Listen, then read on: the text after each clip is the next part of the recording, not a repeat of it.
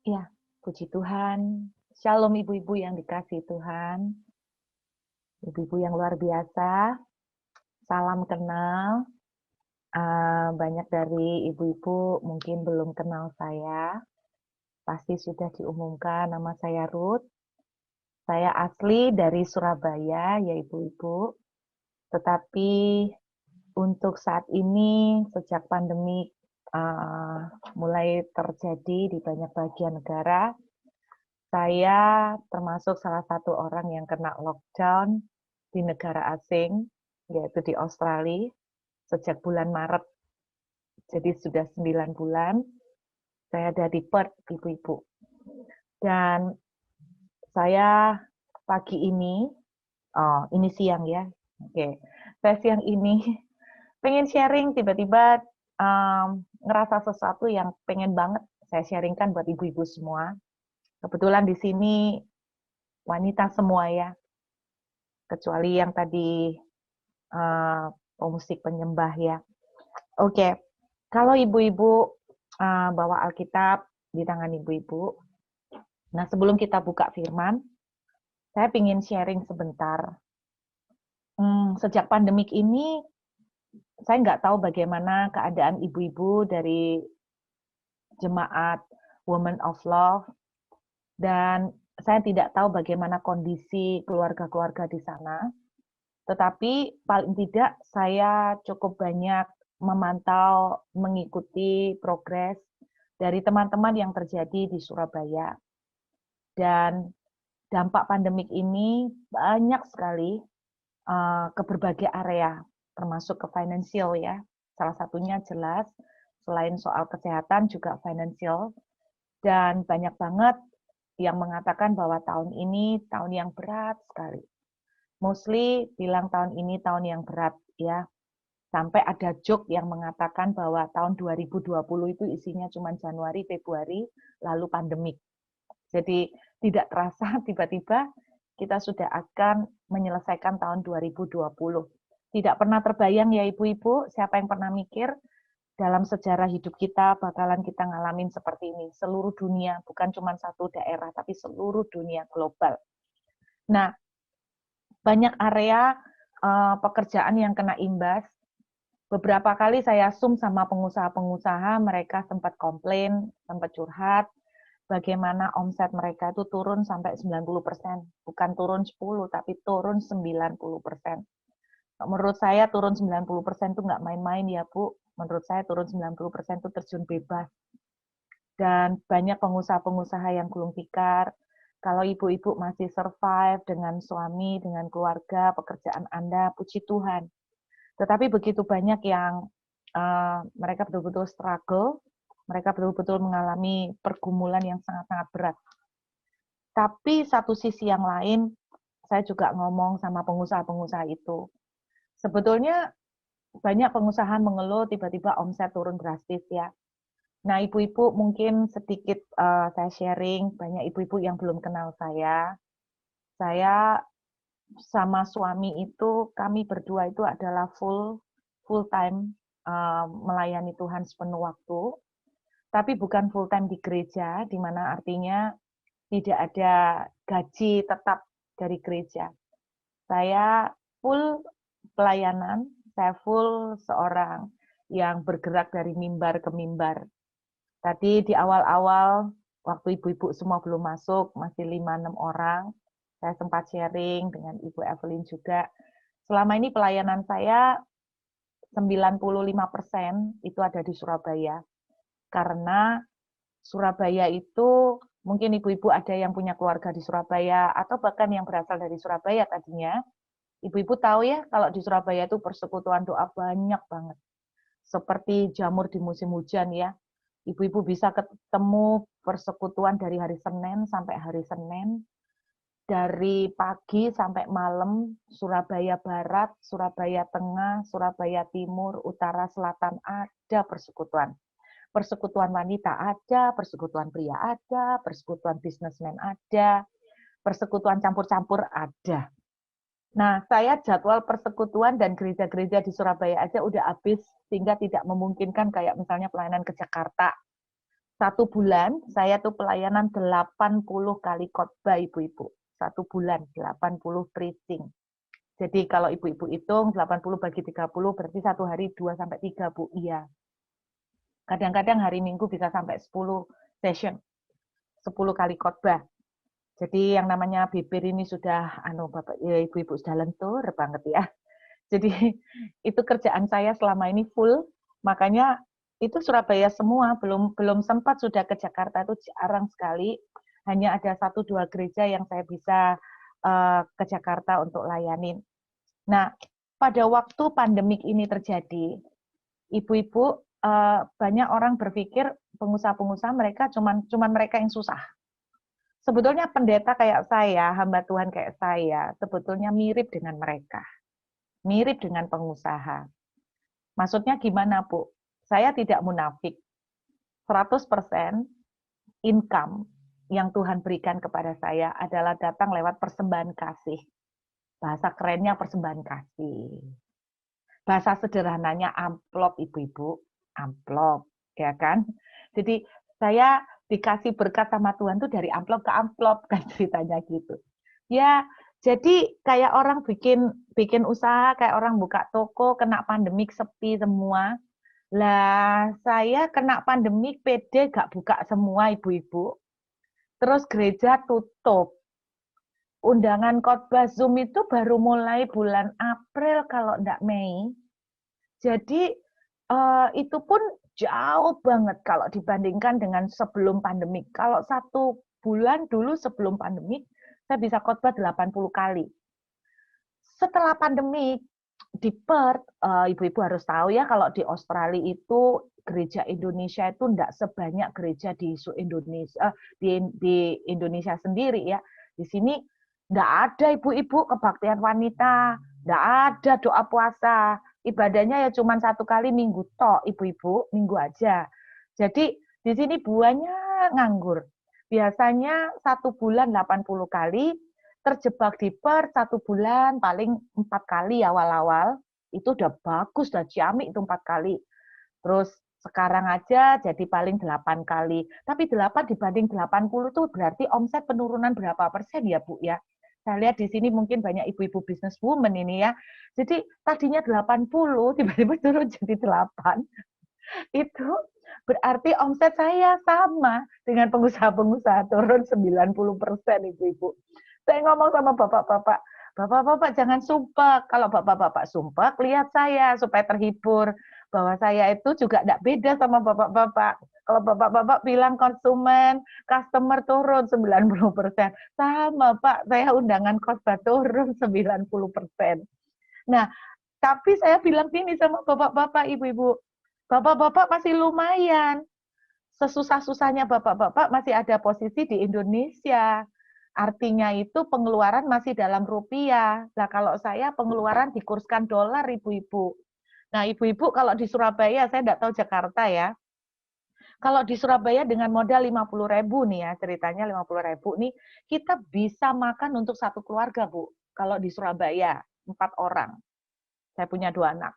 Tapi kalau 50.000 itu dikurskan dolar, berarti $5. Di sini itu cuma bisa beli bubble tea, Bu.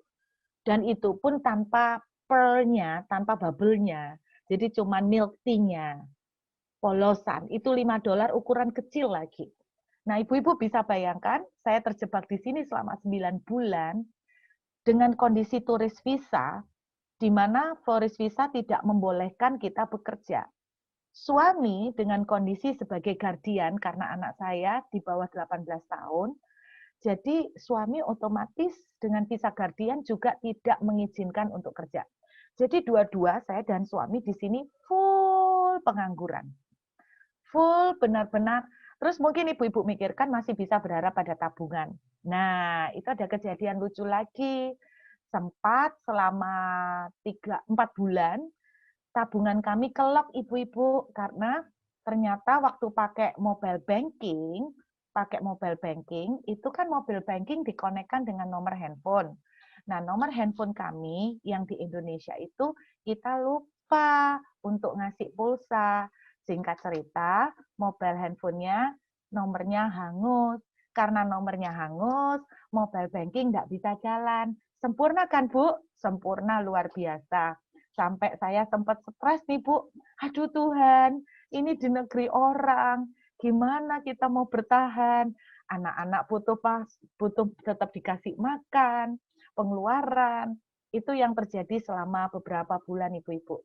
Tapi saya mau sharing satu kata yang saya kepengen ibu-ibu mengalami. Saya kasih tahu dulu ibu-ibu ya, tahun depan, mungkin ibu-ibu merasa kita sukacita, vaksin sebentar lagi akan datang. Puji Tuhan. Tapi ibu-ibu dengarkan, tambah tahun ke depan, keadaan akan makin tidak mudah. Saya bocorin ibu ya, tambah tahun ke depan, keadaan makin tidak mudah. Saudara tidak bisa lagi mengandalkan. Banyak orang yang merasa tenang karena pabriknya jalan. Tiba-tiba gara-gara pandemi nggak jalan. Banyak orang yang merasa aman karena pekerjaannya bagus. Tiba-tiba kena pandemi jadi tidak bagus. Banyak orang yang merasa tenang karena income rutin.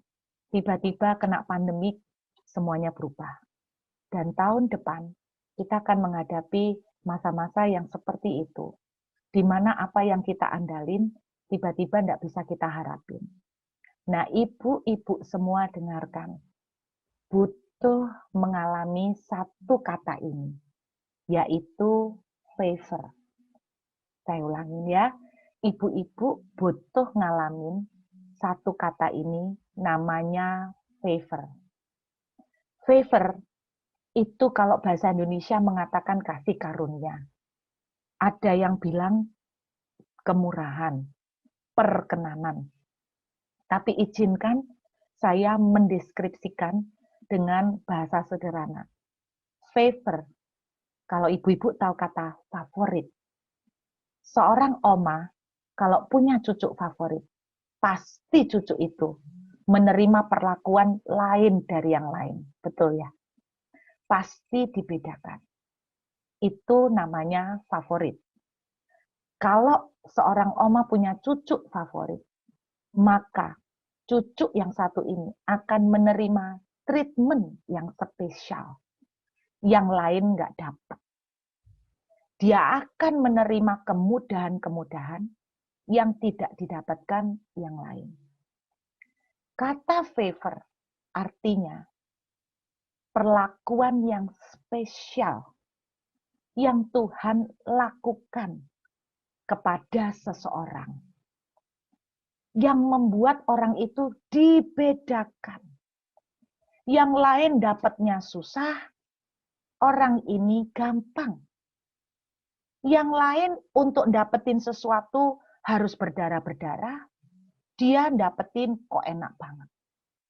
Yang lain kekeringan, dia kelimpahan. Yang lain mengalami musibah, dia di bawah perlindungan. Itu namanya favor. Karena ada perlakuan istimewa Tuhan atas dia. Nah, saudara butuh favor. Butuh Tuhan untuk memberikan perlakuan istimewa kepada saudara. Kenapa? Karena waktunya akan tiba, Anda tidak akan bisa mengandalkan pekerjaan yang selama ini sudah rutin. Sesuatu bisa tiba-tiba terjadi. Kondisi politik di Indonesia juga bisa tiba-tiba berubah, yang mengubah banyak area. Tapi kalau saudara punya favor, selalu ada mengelilingi saudara. Maka seperti Ishak di tanah yang kering, yang lain kering. Bahkan mungkin tetangganya meniru Ishak, menabur benih di tanah yang sama-sama kering. Tapi tetangganya tidak dapatkan panen, Ishak dapat. Itu namanya favor. Bisa nangkap ya ibu-ibu? Ibu-ibu, saya mengencourage Anda, ambil, alami, supaya favor ini jadi nyata. Jadi ketika pandemik ini, semua bilang omset turun 90%. Tapi orang yang mengalami favor Tuhan, biarpun omset turun, dia mengalami pemeliharaan yang penuh dengan kelimpahan. Itu favor. Di tengah pandemik, yang lain struggle sampai susah. Orang yang mengalami favor akan tetap ada di atas. Favor akan membawa ibu-ibu bisa masuk ke tempat-tempat yang tidak bisa ditempati dimasuki orang lain. Favor akan membuka pintu-pintu bagi ibu-ibu yang mana tidak bisa dibuka oleh orang lain. Favor tiba-tiba akan membawa Anda ke puncak, walaupun secara persyaratan Anda tidak memenuhi syarat. Tapi tiba-tiba Anda dibawa ke puncak. Itu namanya favor. Misalnya, ada orang yang secara background pendidikan tidak memenuhi syarat, tapi dia dipilih jadi manajer atau pimpinan. Sementara saingan-saingan yang lain yang pendidikannya tinggi-tinggi malah dan pengalamannya besar-besar hebat tapi tidak keterima. Itu namanya favor. Orang Cina bilangnya hoki, tapi di dalam Alkitab dibilang favor. Favor, ya ibu-ibu. Nah, saya mau kasih kabar baik. Bu, favor ini ternyata adalah birthright. Bahasa Inggrisnya itu birthright. Artinya apa? Hak yang kita terima sejak kita lahir di dalam Kristus. Saya kasih lihat ibu-ibu ya. 1 Petrus pasal yang pertama. 1 Petrus 1 ayat yang ketiga. Ayat ke-13, sorry. 1 Petrus 1 ayat yang ke-13. Sebab itu siapkanlah akal budimu, waspadalah dan letakkan pengharapanmu. Alkitab bilang gini, letakkan pengharapanmu. Oke ya, letakkan pengharapanmu. Dalam bahasa Inggris dituliskan put your hope. Letakkan pengharapanmu seluruhnya. Put your hope totally. All your hope. Taruh di atas apa? Favor. Jadi Tuhan itu bilang begini, menurut 1 Petrus 1 ayat 13. Ibu-ibu pasti punya pengharapan dong siang ini. Ada yang berharap mungkin terobosan keuangan. Ada yang mungkin berharap pemulihan kesehatan. Ada yang mungkin berharap pekerjaan untuk anak-anak. Ada yang mungkin berharap untuk mujizat dalam studi anak-anak.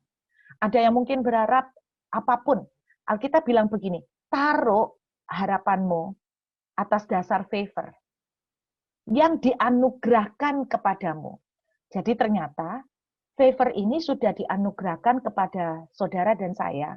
Kapan? Pada waktu pernyataan Yesus Kristus. Sejak saudara dan saya menerima Tuhan sebagai Tuhan dan Juru Selamat, maka sejak saat itu kita lahir baru, kita membawa di dalam kehidupan kita akses untuk mengalami perlakuan istimewa dari surga. Akses untuk dibedakan dari orang-orang yang lain. Akses untuk ditreat secara spesial dibandingkan dengan orang yang lain. Satu lagi, dalam kitab Ibrani, ibu-ibu. Kitab Ibrani ya. Ibrani pasal yang keempat. Alkitab bilang begini, sebab itu marilah dengan penuh keberanian. Bahasa Inggrisnya bukan pakai kata keberanian. Dengan confidence, dengan keyakinan. Jadi jangan ragu, maksudnya percayalah gitu loh. Dengan confidence itu dengan keyakinan. Istilahnya sama seperti siang ini saya ngomongin ibu-ibu. Percayalah gitu loh. Datanglah kepada tahta. Tahta apa? Alkitab dengan jelas menuliskan tahta favor. Tahta favor. Jadi kata favor bahasa aslinya itu karis, itu keset, semua mirip. Kata favor, kasih karunia. Marilah kita dengan confidence, yakin banget. Bukan, bener nggak ya? Omongannya Burut, bener nggak ya? Gue bisa dapat favor nggak ya? Marilah kita dengan keyakinan menghampiri Tuhan, menghampiri tahta favor, supaya apa? Kita menerima rahmat. Rahmat ini juga favor, ibu-ibu ya. Kita menerima rahmat dan menemukan kasih karunia. Kita mendapatkan kasih karunia. Kasih karunia untuk apa? Favor untuk apa? Untuk dapatkan pertolongan. Jadi di masa pandemik seperti ini, contohnya misalnya ketika kita bergumul soal keuangan, Marilah kita dengan keberanian, dengan yakin datang ke Tuhan untuk mendapatkan favor, untuk menolong kita pada kondisi ini. Nah, kira-kira terjemahan simpelnya begitu. Jadi ternyata ibu-ibu, favor itu haknya kita. Sejak kita dilahirkan di dalam Tuhan. Jadi, banyak dari saudara dan saya tidak ngerti ini. Karena tidak ngerti ini, sayang banget kita tidak ngalamin. Ternyata favor, perlakuan istimewa, itu harusnya menjadi milik anak Tuhan. Jadi kalau ibu-ibu tanya, tapi kenapa ya Bu, kok ada banyak anak-anak Tuhan yang hidupnya susah banget? Saya nggak berani menghakimi, faktornya bisa banyak penyebab. Tapi salah satu faktor yang bisa menyebabkan kita tidak mengalami breakthrough dalam kehidupan kita adalah karena kita tidak mengerti bahwa kita ini punya fasilitas, kita ini punya akses ini. Tapi seringkali kita nggak ngerti, ibu-ibu. Nah, karena nggak ngerti, nggak dipakai. Ibaratnya gini, ibu-ibu kalau ngasih orang desa, misalnya katakan kartu ATM, di dalam kartu ATM itu ada duitnya. Kalau dimasukkan ke mesin ATM, dia bisa akses duit. Katakan di dalam kartu itu ada saldo sekitar 10 miliar. Lalu ibu-ibu kasih itu untuk orang desa. Nah, orang desa mungkin dipakai buat ganjal pintu. Gak ngerti. Nah, berapa banyak orang Kristen seperti itu. Kita itu dikasih kartu, tapi kita itu enggak make. Kenapa? Karena kita enggak ngerti. Kenapa kita enggak ngerti? Karena kita enggak diterangin. Kita enggak diterangin. Kenapa kita enggak diterangin? Mungkin juga karena yang enggak menerangin juga enggak ngerti. Jadi banyak yang enggak mengerti. Pengertian saya mengenai favor itu baru terjadi sekitar 3 tahun lalu, Ibu. Dan sejak itu, hidup saya dan keluarga, kami tiap hari berjalan dari miracle ke miracle. Dari mujizat kepada mujizat. Nah, saya kasih kabar lagi gembiranya tuh gini, mengenai favor ibu-ibu. Di Alkitab, jadi ternyata favor ini akses kita, amin ya ibu-ibu ya, hak yang Tuhan kasih di dalam Kristus Yesus. Nah, ketika Tuhan memberikan perjanjian ini atau covenant ini, ibu-ibu tangkap baik-baik. Setiap kali Tuhan memberikan covenant atau janji, Tuhan tidak pernah membatalkan. Tidak pernah. Salah satu contoh. Di dalam Kejadian 16 ayat 9 dan 10, ibu-ibu tidak usah baca, tidak apa-apa, saya cerita. Pada waktu itu, Hagar dan Ismail diusir oleh Abraham dan Sarah. Lalu Hagar menangis karena melihat Ismail sekarat. Tuhan berkata begini, jangan takut, sebab aku akan membuat keturunanmu menjadi bangsa yang besar. Contoh lain, Tuhan pernah ngomong sama Daud di dalam 2 Samuel 7 ayat 17. Keturunanmu, keturunan Daud, akan selalu ada di hadapanku untuk selama-lamanya. Mungkin ibu-ibu mikir, mana keturunannya Daud? Sampai hari ini mana? Ada. Keturunan Daud yang masih ada sekarang adalah dari, kalau ibu-ibu tahu, keluarga Ratu Elizabeth. Jadi keluarga Ratu Elizabeth itu dari keturunan Daud, ibu-ibu. Itu jadi dari garis keturunan Yahudi. Jadi Tuhan menepati janji. Tuhan itu setia, ibu-ibu. Saya tidak tahu ibu-ibu sudah terima janji apa dari Tuhan. Kalau Tuhan sudah pernah berjanji, Tuhan akan memelihara engkau dan seisi rumahmu. Dia akan menepatinya. Waktu molor mungkin, tapi tidak akan Tuhan gagal. Amin, Bu. Mungkin Tuhan sudah berjanji. Tuhan akan memberkati anak-anakmu menjadi anak-anak yang perkasa di bumi. Kalau Tuhan sudah berbicara demikian, Tuhan akan menepati. Molor bisa. Tertunda bisa sangat terjadi. Tetapi Tuhan cancel, tidak. Waktu Tuhan berjanji membawa orang Israel keluar masuk ke tanah perjanjian. Bukankah Tuhan menepati janji? Walaupun generasi pertama gagal menerima. Tapi yang menerima anak-anaknya, keturunannya. Tapi Tuhan tidak pernah batalkan dan menggagalkan janjinya. Apa yang keluar dari mulut Tuhan? Tuhan setia. Firman Tuhan menuliskan begini, semua yang dijanjikan Tuhan tidak ada yang tidak digenapi. Semuanya digenapi.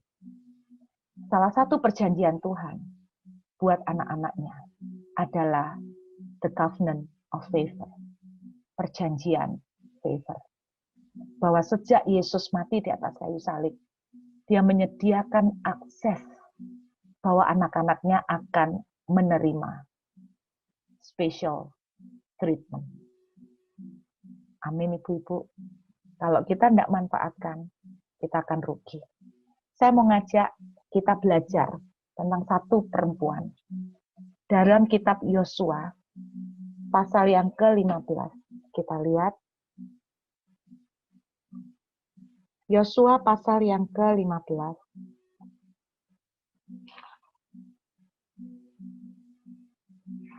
Ayat yang ke-16. Yosua pasal 15. Ayat yang ke-16. Oke, sampai dengan ayat yang ke-17, 18 kita lihat ya. Lalu berkatalah Kaleb, siapa yang menggempur Kiryat Sefer dan merebutnya, kepadanya akan kuberikan Aksa anakku menjadi istrinya. Jadi ada satu anak Kaleb yang namanya Aksa. Dan Otniel anak Kenas saudara Kaleb merebut kota itu, lalu Kaleb memberikan kepadanya Aksa anaknya menjadi istrinya. Perhatikan ayat 18. Ketika perempuan itu tiba, dibujuknya, lalu berkatalah Kaleb kepadanya. Siapa perempuan itu? Aksa, anaknya Kaleb. Ada apa? Jawabnya, berikanlah kepadaku hadiah. Telah kau berikan kepadaku tanah yang gersang. Berikanlah juga kepadaku mata air.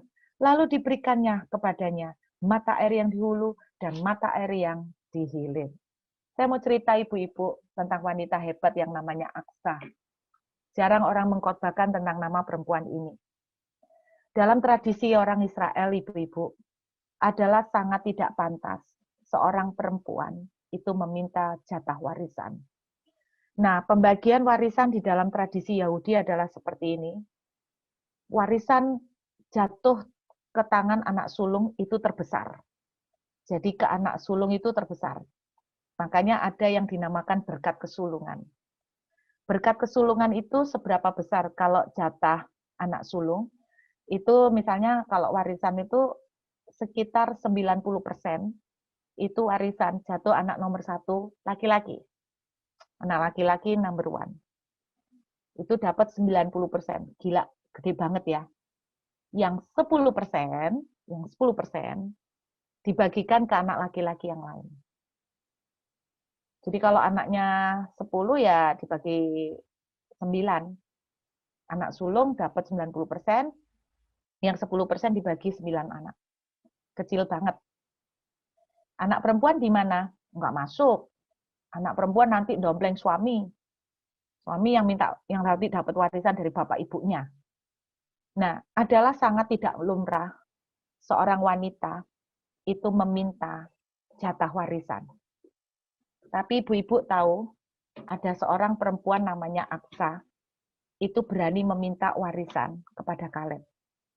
Sebetulnya ini bukan kejadian pertama kali seorang perempuan meminta warisan kepada bapaknya. Ada anak-anak perempuan yang lain yang tidak dikenal dan tidak disebut namanya. Itu mereka juga meminta warisan kepada bapaknya. Karena di antara keluarganya tidak ada anak laki-laki. Nah, biasanya di dalam pengaturan orang Yahudi gimana kalau seorang ayah itu tidak punya anak laki-laki, warisannya jatuh ke siapa? Maka warisannya jatuh ke tangan adiknya. Jatuh ke tangan saudaranya. Kalau tidak punya anak laki-laki. Jadi anak perempuan itu kasihan deh ibu-ibu. Pokoknya nggak dapat apa-apa. Tetapi yang luar biasa, itu ternyata anak perempuan yang namanya Aksa, bayangin ibu-ibu, berani datang kepada Kaleb untuk minta. Ini loh ibu-ibu, wanita yang ngerti apa yang menjadi haknya. Sebetulnya Aksa bisa melakukan seperti ini karena sebelumnya pernah ada kejadian. Jadi ada anak-anak perempuan yang namanya tidak disebut oleh Alkitab. Itu datang kepada Musa dan mereka bilang begini, Bapak kami itu sudah mati. Daripada tidak ada yang teruskan, tolong berikan kepada kami sebagai anak-anak dari Bapak kami walaupun kami ini perempuan. Nah Musa tanya ke Tuhan, Tuhan ya apa ini kok ada dalam bahasa Inggrisnya itu kok ada yang kurang ajar nih minta seperti ini. Tuhan jawab begini, betul apa yang dikatakan anak-anak perempuan itu. Berikan kepada mereka apa yang menjadi jatah mereka. Saya waktu baca itu saya kaget ibu-ibu. Loh kok boleh ya sama Tuhan? Kenapa? Karena Aksa ini ngerti. Ketika Tuhan memberkati Abraham, aku akan memberkati keturunanmu. Keturunanmu semuanya akan menjadi berkat. Tuhan tidak pernah bilang gini loh ibu-ibu, aku akan memberkati keturunanmu yang laki-laki. Oke? Tidak pernah. Tuhan bilang, aku memberkati keturunanmu. Cuman orang Israel sudah terlanjur terbiasa dengan tradition. Sehingga mereka terbiasa dengan tradisi yang bertahun-tahun, ratusan tahun, bahwa anak perempuan tidak mendapat jatah. Tapi muncul orang-orang yang istilahnya itu gini. Mereka ngerti, istilahnya gini, mereka tuh ngerti apa ya bahasanya perjanjian. Mereka tuh ngerti lubang perjanjiannya itu loh. Loh, di perjanjian itu ada ngomong kayak gini. Loh, Tuhan loh enggak pernah ngomong anak-anak laki tok. Semua keturunanmu akan diberkati dan menjadi berkat. Loh, akhirnya perempuan-perempuan ini memberanikan diri untuk mengambil apa yang menjadi hak mereka. Dan singkat cerita, Alkitab menuliskan, Kaleb memberikan kepada Aksa mata air di hulu dan di hilir. Nggak main-main, Bu, yang dikasih buat Aksa mata air, hulu sama hilir berarti kan alfa omega itu, dari awal sampai akhir. Pembukaan dan penutupan dikasihkan semua sama Aksa. Itu luar biasa. Ibu dengar, walaupun kita itu wanita, tapi Ibu dengar, seringkali kita itu punya peranan yang sangat kuat untuk tanpa kita sadari mengubah nasib keluarga kita. Sama seperti Aksa. Ketika ibu-ibu dan saya tahu bahwa kita punya akses ini, mari kita manfaatkan. Bagaimana cara kita mengaktifkan favor? Saya kasih satu tips saja. Bagaimana cara kita mengaktifkan favor? Caranya simple, Bu. Dengan yang namanya declare. Salah satu cara. Tidak satu-satunya ya, Bu. Jadi jangan salah. Nanti ada orang bilang, wah, jadi aku berbuat dosa sembarangan, aku juga bisa ngalamin favor. Oh no, tidak. Salah satu cara yang paling simple adalah declare, mendeklarasikan. Alkitab bilang begini, apa yang kamu ikat di bumi akan terikat di surga. Apa yang kamu lepas di bumi akan terlepas di surga. Bahasa aslinya itu begini, apa yang kamu ikat dengan perkataanmu di bumi akan terikat di surga. Ibu, di dalam satu khotbah saya yang lain, saya membahas tentang kuasa kata-kata. Setiap kata-kata yang kita sebut, sebetulnya sedang mengikat sesuatu. Ketika kita melepaskan kata-kata yang negatif, kita sedang mengikat yang negatif. Ketika kita melepaskan kata-kata yang positif, kita juga mengikat yang positif. Dan itu tinggal tunggu waktu, apa yang kita ikat akan menjadi kenyataan di dalam alam fisik. Dalam Yosua pasal 1 ayat 8 juga bilang begini, janganlah kamu lupa memperkatakan kitab Taurat ini. Jangan pernah lupa memperkatakan, declare setiap perjanjian yang Tuhan sudah berikan kepada ibu-ibu dan saya. Saya mau akhirin aja dengan sebuah kesaksian supaya ibu-ibu nangkap. Oke, pengajarannya sudah, sekarang mau kesaksian Ibu. Saya selama 9 bulan mengalami banyak hal yang luar biasa dengan Tuhan. kadang seperti jet coaster. Ikut Tuhan itu, kata seorang hamba Tuhan, ngeri-ngeri sedap, ngeri-ngeri enak, ibu-ibu. 1 Oktober, tanggal 1 Oktober yang lalu, bagi ibu-ibu yang mungkin sempat lihat YouTube, saya ada di beberapa YouTube, saya sempat sharing, saya secara ajaib, pada waktu saya membawa anak-anak saya ke Australia pertama kali, terus terang kami mendapatkan kebaikan dari Tuhan melalui satu teman yang dia itu kontrak rumah dan dia bilang, "Bu Ruth enggak usah kontrak, tinggal bareng kita aja." Dia juga sama masukkan anaknya bulan Oktober tahun 2019. Jadi sama, masuk bareng. Saya tinggal bareng dengan mereka. Nah, akhirnya selama kelok baru kerasa, Bu. Dulu awal-awal enggak kerasa karena saya pulang pergi.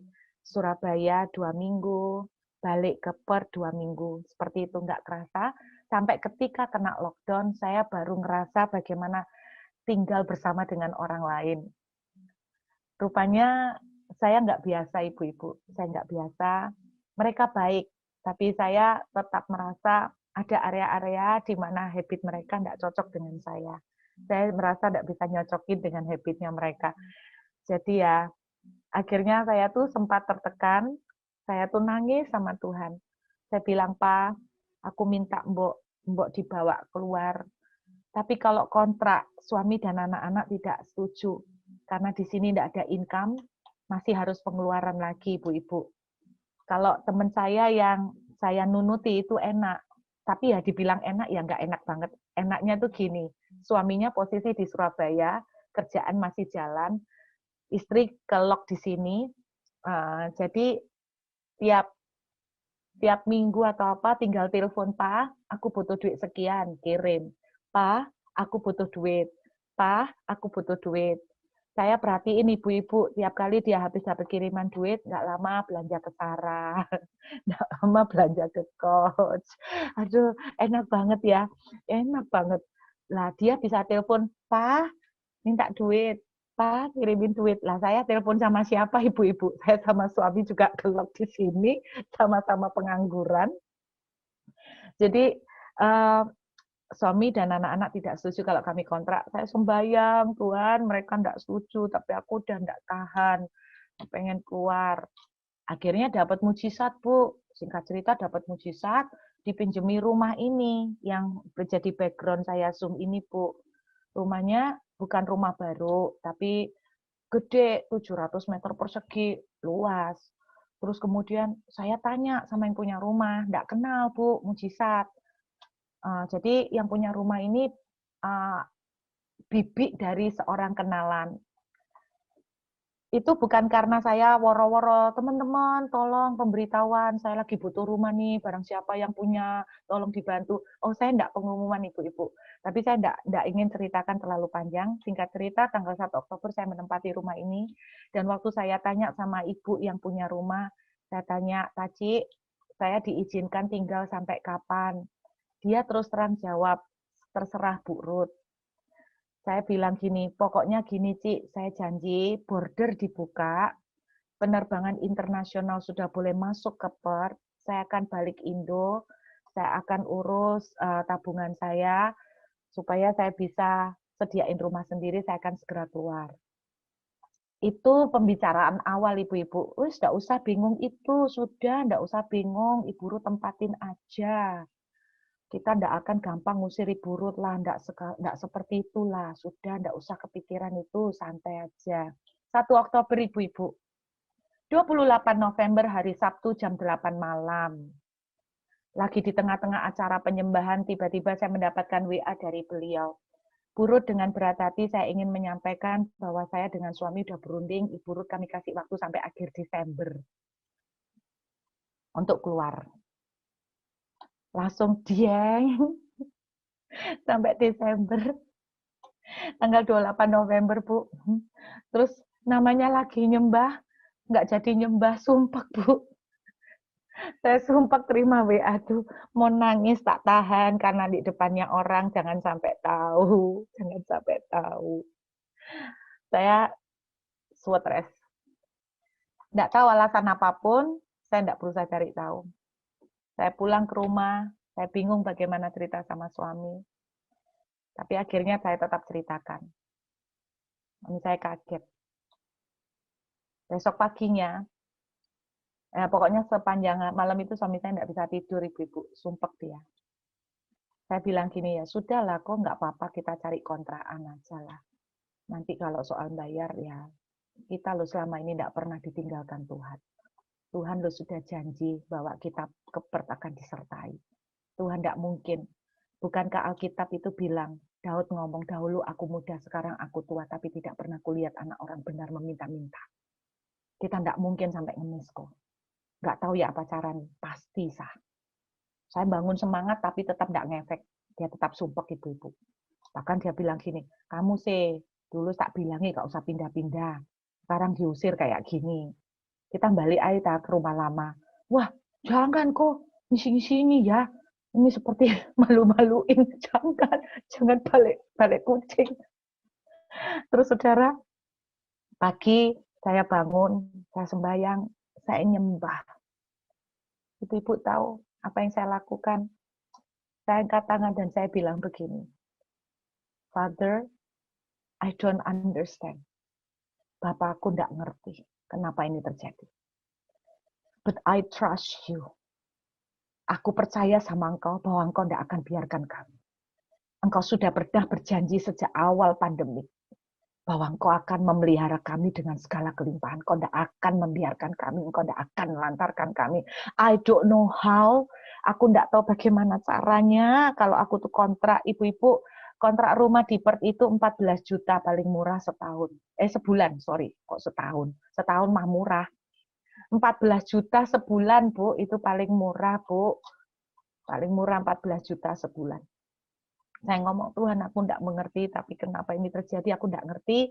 Saya tidak mau komplain, Bu. Tiba-tiba hati saya tuh merasa begini, jangan komplain, jangan komplain, jangan komplain.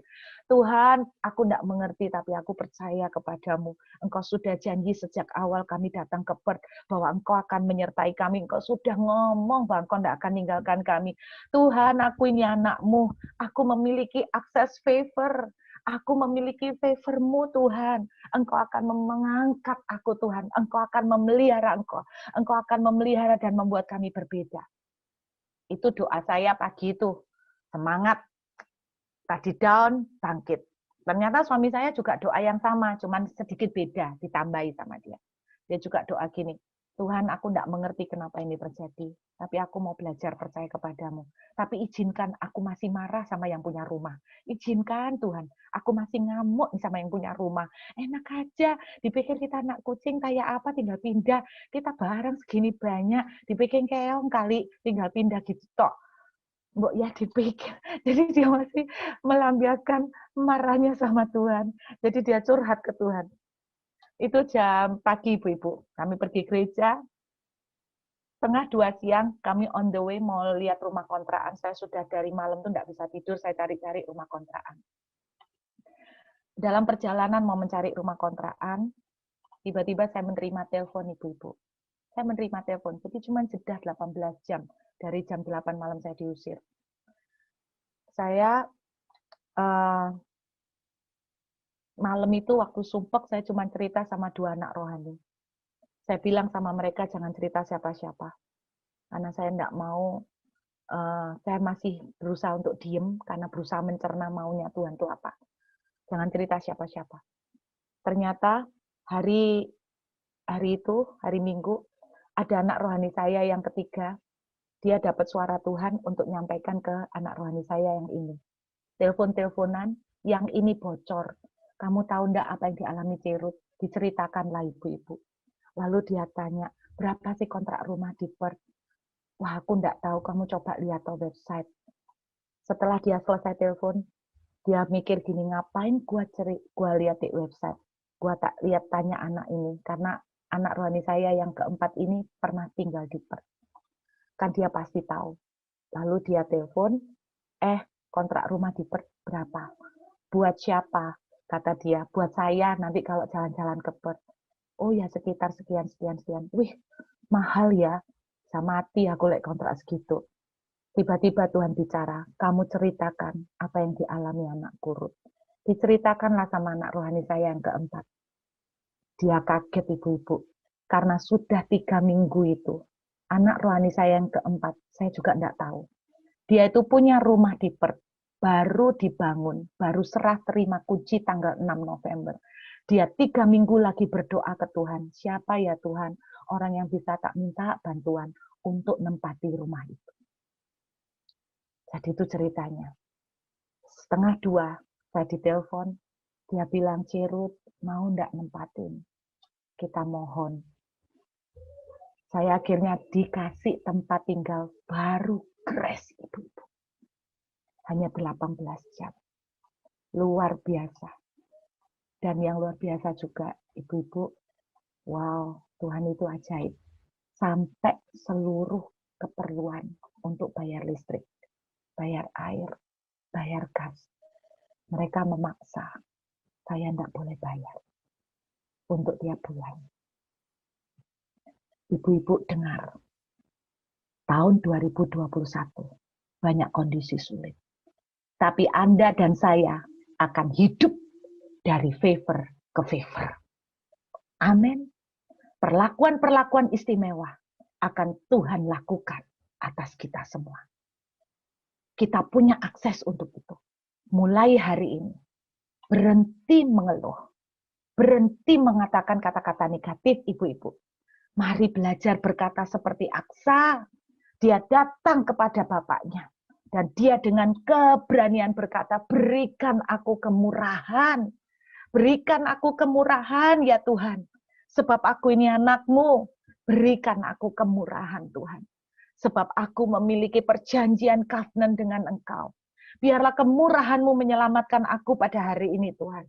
Biarlah kemurahanmu terjadi di dalam kerjaanku. Biar kemurahanmu terjadi di dalam keluargaku. Kemurahanmu terjadi pada anak-anakku.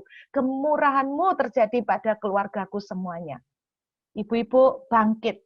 Dan saya berdoa, ibu-ibu dari persekutuan ini sungguh akan menjadi orang-orang yang penuh dengan favor.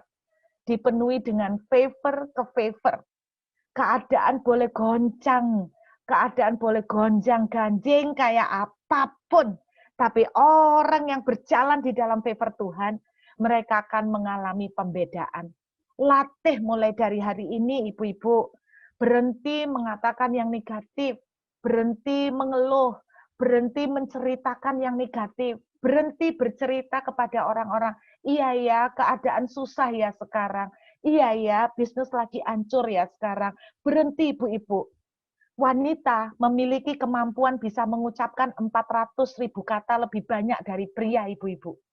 Kalau 400.000 kata kelebihan ini ibu-ibu manfaatkan untuk memperkatakan yang positif, berapa banyak demonstrasi favor yang akan terjadi menjadi alam kenyataan di dalam kehidupan kita.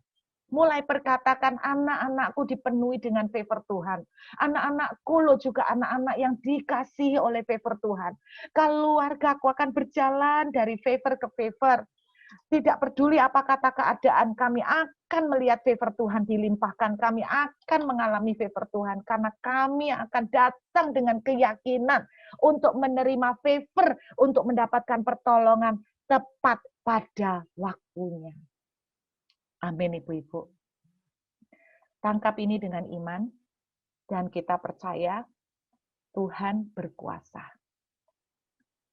Jadi sekarang ibu-ibu, saya masih 95% pindahan, tetapi saya cuma pengen saksikan ini bahwa wow, kita adalah Aksa-Aksa. Saya berdoa, kita berani seperti Aksa. Berdiri for your family, untuk keluarga ibu-ibu. Ketika sesuatu terjadi di tengah keluarga kita, ibu saya berdoa, biarlah ibu-ibu menjadi orang yang tenang.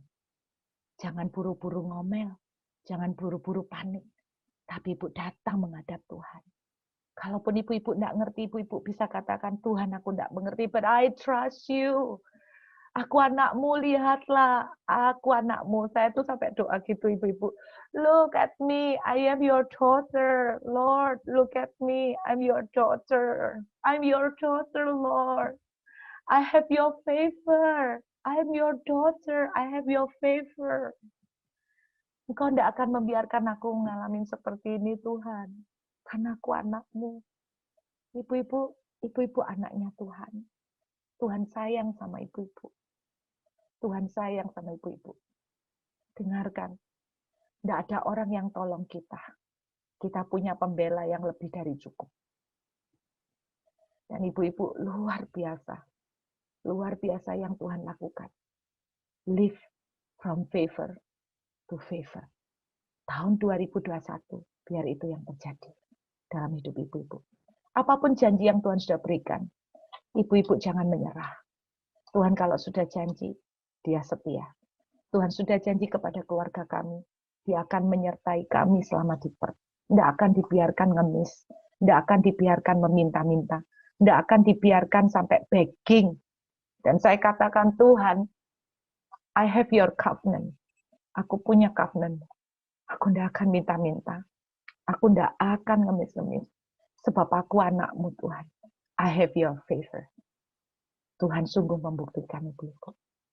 Amin.